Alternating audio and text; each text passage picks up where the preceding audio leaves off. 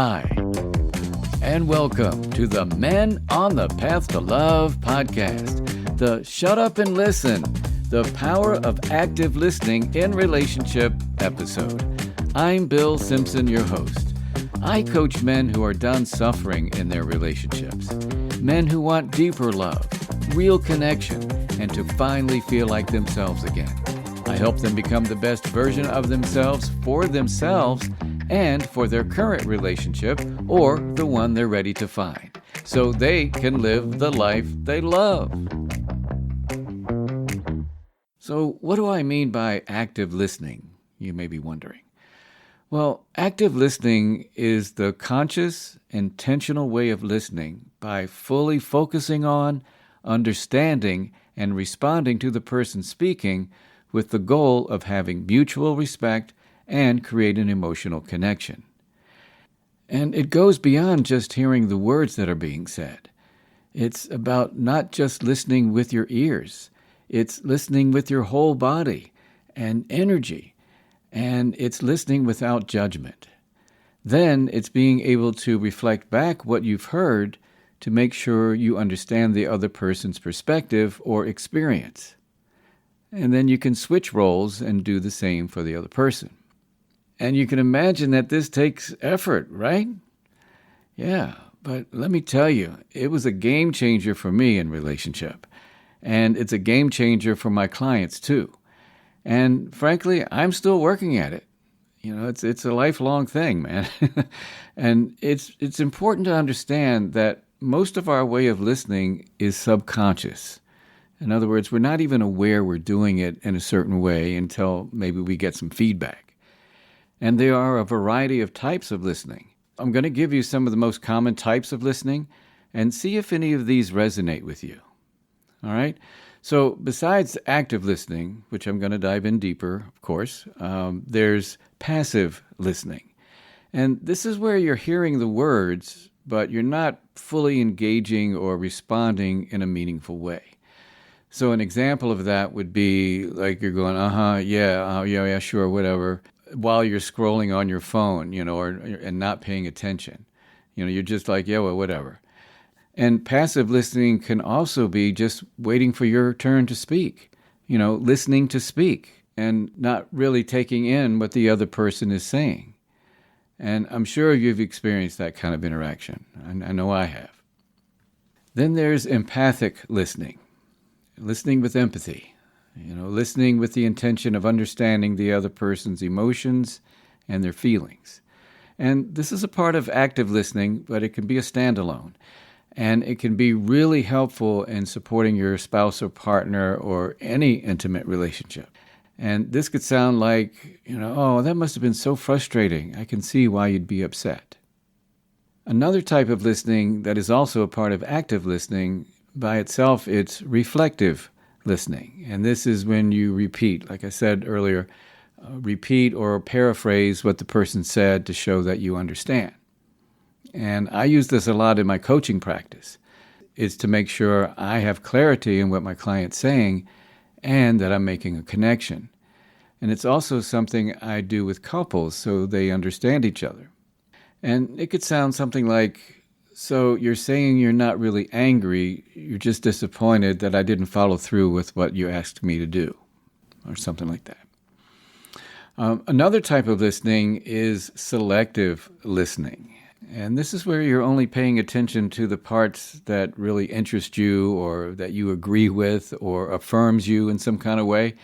And man, this can be crazy making in a relationship, causing all kinds of misunderstandings or feeling emotionally disconnected.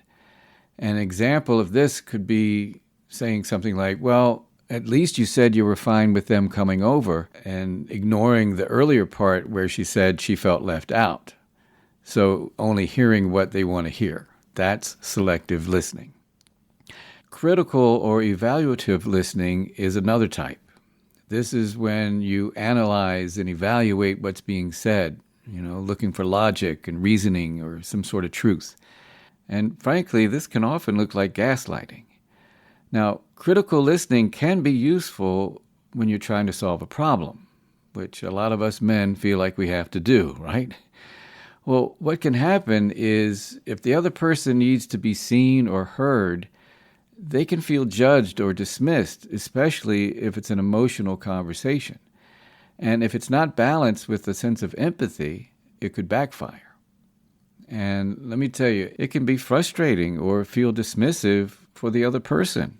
A classic example of that could be saying, yeah, okay, but instead of focusing on how you feel about what happened, can we just figure out what needs to be done so this doesn't happen again? And that's totally missing the point. Then there's discriminative listening. This is more about noticing tones or cues, like there's something going on beneath the surface. And this could sound like, you said you're fine, but your tone of voice and your facial expression tells me something's bothering you. You want to talk about it? And the last type I'll quickly mention is appreciative listening. Listening for enjoyment or pleasure that you appreciate. It could be through music, storytelling, things like that. This is more about an emotional response. That could sound like, wow, I love the way you described that concert. I felt like I was there with you, or something like that. So as you can see, there are a lot of different ways we can listen. And oftentimes, it's a mixed bag of these types of listening, depending on the situation. But if you're stuck in, say, selective or critical listening, it can cause serious problems in your relationship.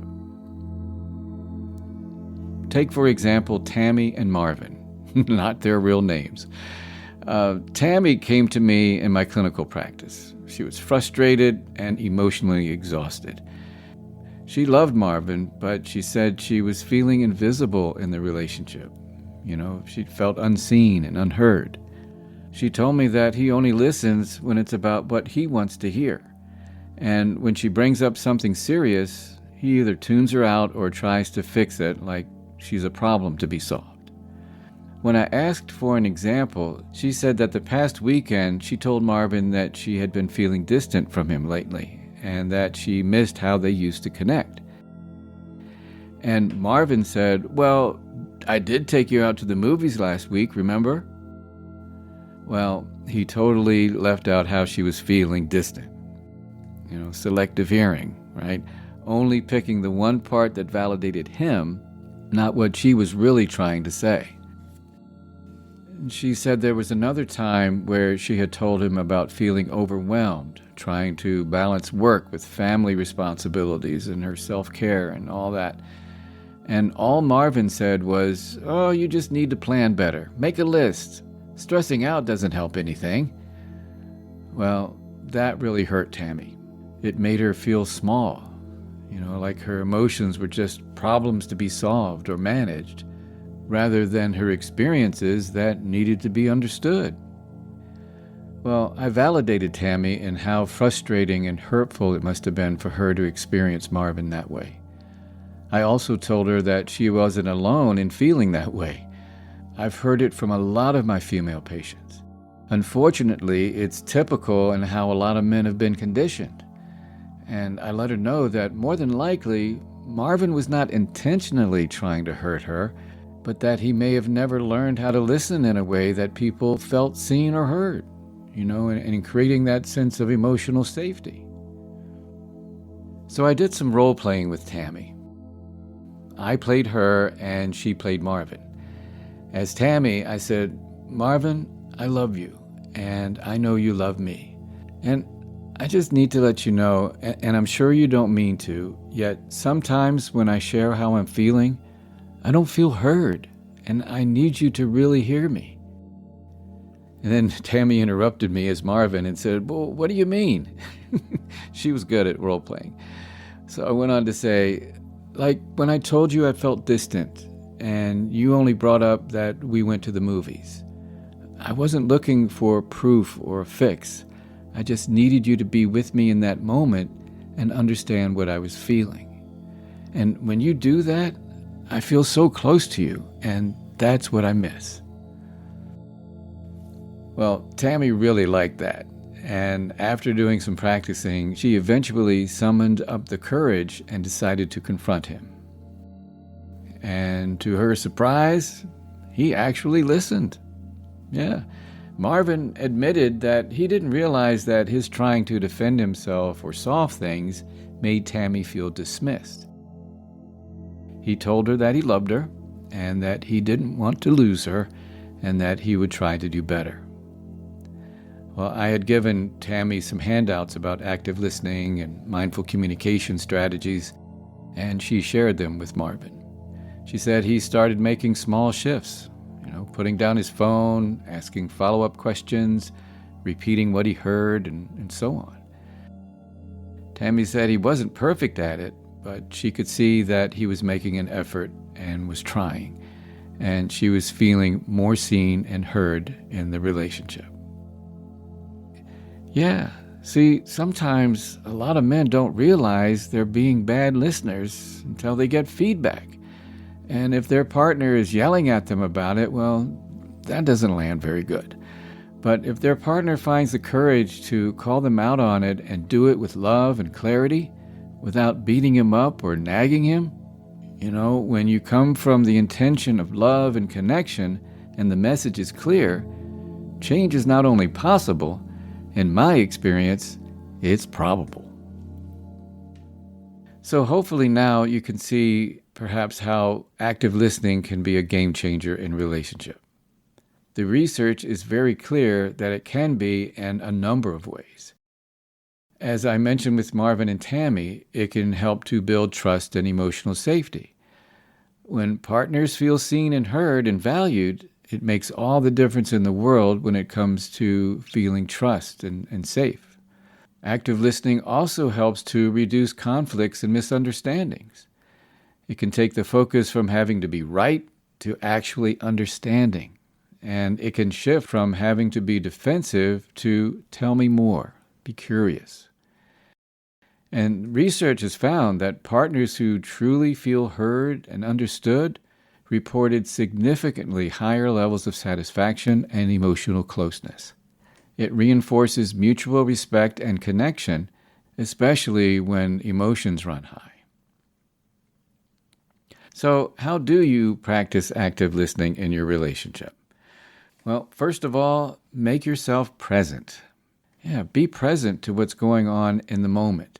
That means putting your phone down, turn off distractions, and show your partner that they have your full attention. Try to keep comfortable eye contact, and maybe nod at times to show that you are engaged. Another thing to do, or I should say don't do, is interrupt. Don't interrupt.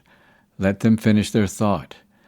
And frankly, my wife has to call me out on this sometimes, and I get it. Look, even if you think you know what they're going to say, or if you disagree or feel the urge to fix, stop. Your job in that moment is to listen, not to solve or to correct or whatever. Okay? Another part of active listening is to reflect back what your partner says, using phrases like, what I'm hearing you say is, or it sounds like you're feeling, or let me make sure I understand. When you use phrases like that and reflect back to them what they said, this can help clarify the message, and it makes your partner feel seen and heard. Oh, and ask her to tell you more. Instead of getting defensive, say something like, I want to understand what you're saying. Tell me more. Or what was your thought process when that happened? Because you want to remember that the goal is to be respectful, to get clarity, and to connect. When you get defensive, you're disconnecting. And when you're curious, it doesn't mean she's right or wrong. It just means you want to understand where she's coming from. And by asking to tell you more, it shows that you're curious and that you care versus being judgmental or having to solve a problem. You also want to validate their emotions. And again, even if you don't agree, you can at least acknowledge their feelings. Saying something like, it makes sense that you'd feel that way, or I can see why that hurt you, rather than judging them or being dismissive of their feelings. It can be really humiliating to be on the other end of that. Think about it. And try to make sure to respond with intention. What that means is after they've finished speaking, offer a thoughtful, calm response, because active listening gives you time to think and time to respond in a calm and respectful way instead of reacting emotionally and acting out or saying something you might regret. So real quick, I just want to sum up the main keys of active listening. You want to make sure you're giving full attention. That means eye contact, open up your body posture, no distractions, be present. Then there's the reflecting part or paraphrasing. What I hear you saying is blah, blah, blah. Asking for clarity without interrupting or getting defensive. Remember, tell me more. Show empathy. Put yourself in her shoes. Saying something like, that must be really hard. And again, respond calmly instead of reacting. Active listening gives you the space to do that. All right? When you're practicing active listening, it can be one of the most powerful tools a man can use to build trust, to deepen intimacy, and to reduce conflict in relationship. And I got to tell you, it takes some humility, patience, and being present, paying attention. And these are all qualities that make you the grounded, mature, heart-centered man you're becoming on your path to love. All right? And remember, it takes practice, so have some grace as you grow. All right. My quote this week comes from good old Mr. Rogers, the late Fred Rogers, host of Mr. Rogers' Neighborhood. He says, quote, "Listening is where love begins. Listening to ourselves and then to our partners," unquote. And that's coming from a truly wise man right there. I miss you, Mr. Rogers. And that will bring this episode of the Men on the Path to Love podcast to a close. The Shut Up and Listen, the Power of Active Listening in Relationship episode. My name is Bill Simpson. Thank you for listening. Now, coming up on the next episode of the Men on the Path to Love podcast, do you and your spouse or partner have fun together? Do you allow room to be playful in your relationship? Well, next time I'll be diving into something that often gets lost in long-term relationships, and that's fun. I'll explore why playfulness isn't just for kids or the early days of dating. It's actually a powerful ingredient for lasting love, connection, and joy. You'll hear Tom and Angel's story and how having fun transformed their relationship. And I'll share some tips on how you can bring more fun into your relationship. Please join me for the Fun Factor, How Playing Together Helps You Stay Together episode. And remember to make plans to join me for Beyond the Episode. This is where I dive in deeper into this week's episode. It's each Wednesday at 7 p.m. Eastern. You'll find the Zoom link in the show notes. And if you would like to be a part of the Men on the Path to Love community and get invitations sent directly to your inbox, you can reach me through my show notes or through my website, menonthepathtolove.com. That's menonthepathtolove.com. I look forward to hearing from you. And remember, until next time, keep your heart open and stay on the path to love.